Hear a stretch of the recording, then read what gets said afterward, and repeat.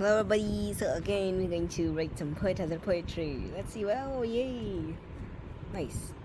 So let's read some poetizer poetry, yay! So this one just been posted 2 hours ago, 20 hours ago, whatever. Next video is probably going to be something like rating poetry apps because I really want to do that, and yeah. Let's read this. It's so beautiful, bookmarked. Someone has commented. Let's read it. Someone in some future time will complete for us, in its poems, our love story, which we cannot attain in our days. Oh my god, that's actually so good. Now I know why it's been bookmarked. Oh my gosh, that's like so sweet. It's like about a guy who cannot fall in love, but when they do, it's saying that in some near future, the grandkids will write in poems and stories that how their love story completed. Oh my gosh, that's so sweet. Which we cannot attain in our days. Means they cannot write about each other because they're too squared. But it has a conclusion that they will get married because it says will complete for us. Means they will complete for the persons. We're nice. Where is it? Let's read this. Under the seas of stars, we are drowning in our smiles. That line, heckin', does not make sense. Why?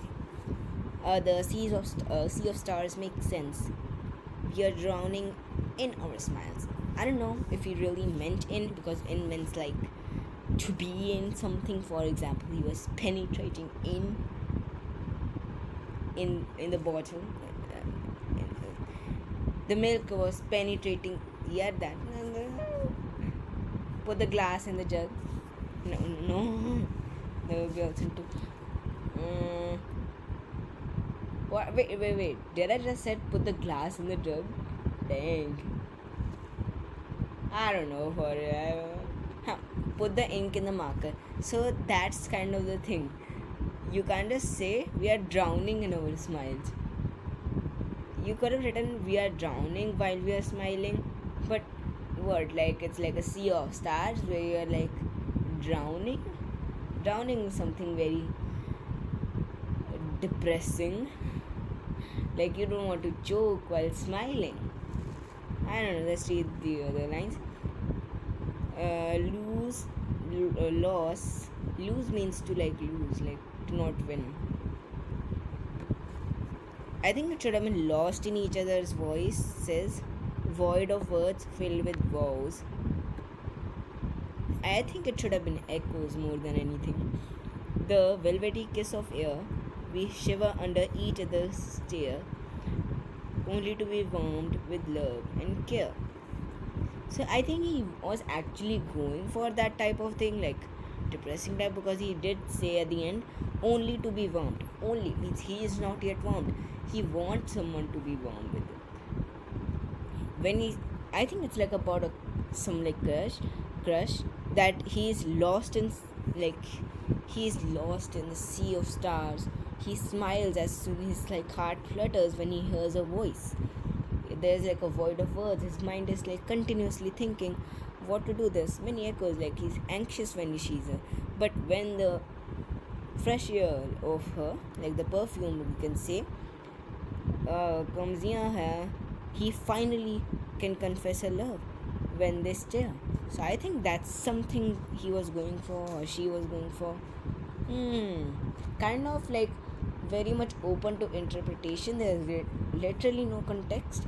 Who is she talking about? Like, who is this? I'm just going to talk them the author. What the author was actually talking about. Like, we're not given enough context, so I'm not going to talk about it. Military plans, Battle of Mind. I've read this one. How many likes it has? Okay. Every day I fight a ferocious battle. Ferocious is something like furious, feisty, something like that. Between the darkness and the light. That's he has make, like I don't know how to pronounce it. I know the spellings. I suck at pronunciations. Just check it. I'm just trying to say, I try to compare two different objects to different entities. For example, he has tried to compare the day and night. whilst even it does not compare, like it does not add anything to the entire theme which was going for. First he's fighting.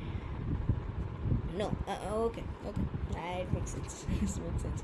A battle between will and mind. That line break does not add anything. I don't know what people is like with their wrist. Line break, fun. Doctor, this person, and Mr. Heidi, petrified of what my outcome may be. I don't know these people. Were they like some important people? I'm so sorry if they're very important people. Because I really don't know the people's name. I'm not going to research about them, so I'm not going to read it. You can read it if you want, if you know the enough context. Because if I really don't know who these people are, about whom is he trying to be idolized, I don't know then. What am I going to do with them? Mandy, yeah, bro, stars. To dance. Okay, let's read this. It seems fun. First, let's see if there's any rhyme scheme. No, there does not seem to be any rhyme scheme. There's a half rhyme in mistakes though. Half rhyme or slant rhyme, as some people say it. To dance, the music is your heart. So here he has tried to use simile. He has said music is the author's heart. Easy. I'm just going to say author. Music is their heart. It is their heart. It is their soul. It's not that it's a minor thing. It's their soul. It's their heart. It's their everything. It controls their emotions. That was decent. You dance to it. So it could also possibly mean that the person listens to their emotions and then they dance to it like a puppet. The emotions control everything, like music. Along the line of your life. That does not at all is coherent. That does not add anything to the previous two lines. I was going so well.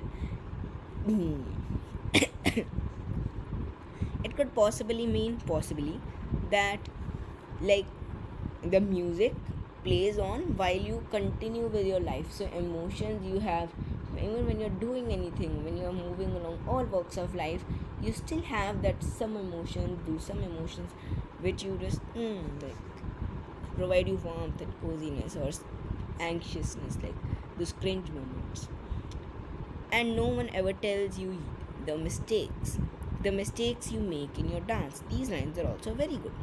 These are very coherent, as you can see. First line puts a tone. Second line, mistakes you make in your dance, completes the line. So that I think this you dance to it. I think this one along the line of life should not have been there, and just these 4 lines could have made a very good stanza. Then you could have done something else. Okay, so you continue to make these mistakes. See, this is not poetic language. You just speak like this. It does not feel like a poem. This line does not feel like a poem. Oh, what this line? So you continue to make these mistakes. That feels like my therapist, man. I don't even have a therapist.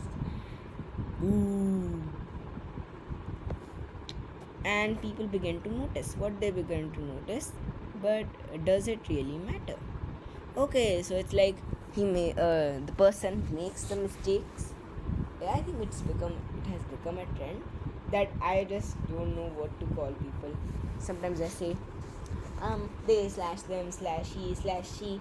Sometimes I say author, sometimes I say poet, sometimes I'm just going to say because I have to use this word so many times. I think I should put some message at the acknowledgement message at the start, some people some books do, that motion velocity time graphs will be written as v hyphen t graphs for our convenience. Bye. If you don't understand it because no one reads the heck and acknowledgement part, then you suck my mind, man. What were you thinking? And people begin to notice. Thing is, see again, he did very great job. I'm not going to say he from now on because I'm a he. and no one ever tells you the mistakes. Oh my gosh, I should really close the messages. I will have to blur that out for some reason because I don't have their consent. Okay, so I'm gonna continue.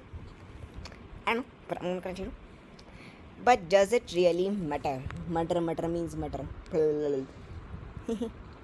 Indian people will know. Matter is a Hindi word for peace. And people begin to notice. What they begin to notice? They have not given enough context.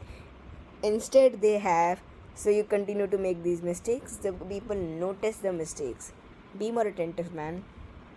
But does it really matter? What matters? That the people. I don't know how to explain it. But if you love your dance, you have made a life. Which path would you choose? That's cliche. To work on the mistakes you have made or continue to dance how you want. See, Robert Frost, a famous poet, in his poem The Road Not Taken, has famously eradicated something else. Elucidated, I don't know how to pronounce that word. Enumerated, no, I'm just going to say, had stated the line, the caption, the quotation that leaves steps had trodden back black. So he had literally written the same line, which path would you choose, and like the leaves had gone black because someone both paths and leaves had gone black. Why? Because people had moved over them. The same he described in one line, whereas he had to write an entire poem on it.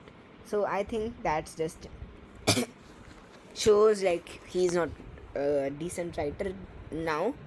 He can continue to write and get better, but I would give it like a decent 6 out of 10 because there's still a lot of room for improvement. Only reason being because it does not feel like a poem, it does not flow like a poem. You have to stop at every line to actually read the poem. Poems are meant to be read aloud. They're not supposed to be stale. Okay, see, I'm going to show you one good unversed poem that actually flows. See, this poem, random poem I found on Poem Hunter on Google. You can check it. It's like the first result when you search the thingy wind poem. So yeah, I just had a very cool poem in my mind, but that just did not show up for some reason. To fly like the wind that is free to come and go and as it pleases, taking a few prisoners from the trees that it passes through, as the wind passes through the trees, bending their branches this way and that, while twisting their leaves in circles as they fall to the ground. The leaves of the trees sway with, this line is not coherent, sway with the rhythm of the wind that passes through for a brief time to let another wind come and go. It actually flows. It has flow, except some lines. Except some lines. Right, I'm going to search one poem. Okay, now I have it. This one actually flows good. You can see, you can read it. It does not have a rhyme scheme. It still flows so smoothly. You can just, you can actually feel the wind even if it's unversed. Wind comes softly. Don't break the shutters of the windows. Don't scatter the papers. Don't throw down the books on the shelf. There, look what you did. You threw them all down. You tore the pages of the books. You brought rain again. You're very clever at poking fun at weaklings. Frail, crumbling houses, crumbling doors, crumbling rafters, crumbling wood, crumbling bodies, crumbling lives, crumbling hearts. The wind god winnows and crushes them all. He won't do what you tell him. So come, let's build strong homes. Let's draw in the doors firmly. Practice to form the body. Make the heart steadfast. Do this and etc. etc. See how good it flowed. Thing is, my tongue little slippery. Get it? Yeah, get it? No, you don't. I try to speak fastly and then I stutter, I stagger, whatever you want to say, man. So, ghosts. I'm not going to read ghosts. Ghost stories are scary. Aww. Such a small poem like Dear Me. I'm a brave person, but I have the fear of losing you. Call me coward, so be it.